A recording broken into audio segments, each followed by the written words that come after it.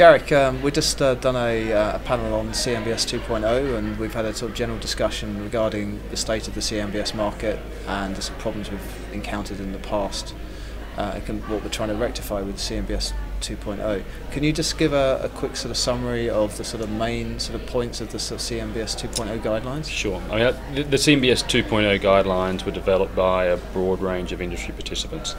Over 50 people from 35 firms with varying degrees of experience. The four key areas that the guidelines focused on were in relation to structure, so things like controlling party rights, valuation, voting, transaction parties and their rights and roles, the alignment of interests, so between things like how arranging banks extracted revenue from the deals and those of the investors, and the disclosure of information. So both pre and post transaction, how much information investors receive via the offering documents and the underlying transaction documents, as well as pre-issuance of the level of reporting and information they received. Okay, the market's obviously come back with a vengeance this year. I mean, we've had about $6 billion worth of issuance, probably going to hit about $7 billion by year end. As we're starting to see real deals coming through, how much of those guidelines are we actually seeing in the actual deals themselves? Are the structures pretty much copying the new guidelines, or is it still too early to say whether we've... Sure. I mean, I wouldn't say they're copying. Certainly, if you look at the deals that have come out this year, from the Taurus deals, the Deco deals, and the other deals like Unite and Debussy, the CRFC guidelines have been adopted to varying degrees. Most of the key points, if you look through on a summary basis, have been adopted. There are certain things that haven't amongst some particular transactions, but by and large we're seeing a significant adoption of those guidelines within the new structures. I think where some of them haven't been adopted, that maybe in relation to a particular deal, it's where there is potentially a single investor who really is driving how that structure is developed, i.e. the deal has been largely pre-placed. But I think we've seen, it's certainly provided renewed confidence and is being used as the best practice guidelines for new CMBS, which was the intention when it was developed.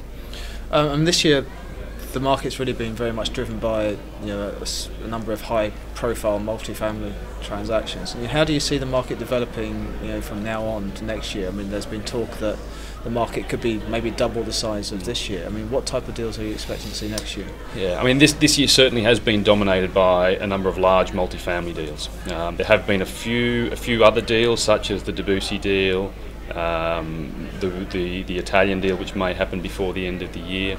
But I think next year we will start to see more diverse asset classes away from the multifamily. That is a finite pool of assets, and it really is about the quality of the asset, the strength of the sponsor, the structure of the deal. That doesn't need to be confined to prime deals that are located within central London. Assets and loans can fulfil that criteria anywhere. I think this year what we have seen a lack of is banks underwriting deals. So only 2 of those CMBS deals actually involved banks putting capital at risk. So only 2 of them were principal deals. I think next year we'll start to see more principal deals, so return of the true conduit model. Perhaps smaller loans on different types of asset classes, perhaps different jurisdictions. But I think towards the end of next year we'll even start to see perhaps some multi-borrower deals. That may involve banks co-pooling loans to reduce risk and be able to aggregate product, but I think that's a sort of trend we'll start to see next year. Okay, well, we look forward to it. Thanks so much, Gareck. Thanks, Chris.